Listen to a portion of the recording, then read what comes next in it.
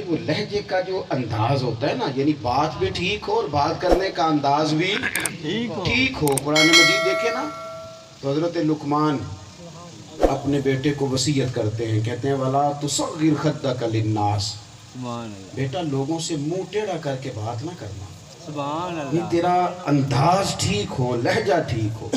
اس پیار کو آگے بڑھائیں اللہ کے ساتھ، رسول کائنات کے ساتھ، حضور کے کل صحابہ کے ساتھ، تمام اہل بیت کے ساتھ، اولیاء اللہ کے ساتھ۔ اس وقت دنیا میں جتنا بھی انتشار ہے وہ نفرت پھیلانے کے لیے، کوئی صحابہ کے بارے میں معاذ اللہ، کوئی اہل بیت کے بارے میں، کوئی اولیاء اللہ کے بارے میں، کوئی دینی لوگوں کے بارے میں، کہیں نہ کہیں کسی نہ کسی مقام پر لوگ ہمارے انداز اور لہجوں کو سخت کرنا چاہتے ہیں۔ ہم چونکہ اہل محبت ہیں تو نفرت والی بات تو ہماری سمجھ میں آتی نہیں، اس لیے محبوب کی ہر نسبت کا احترام کریں، اور اپنی طبیعت کو کبھی بھی دیکھیں۔ میں کہہ چکا ہوں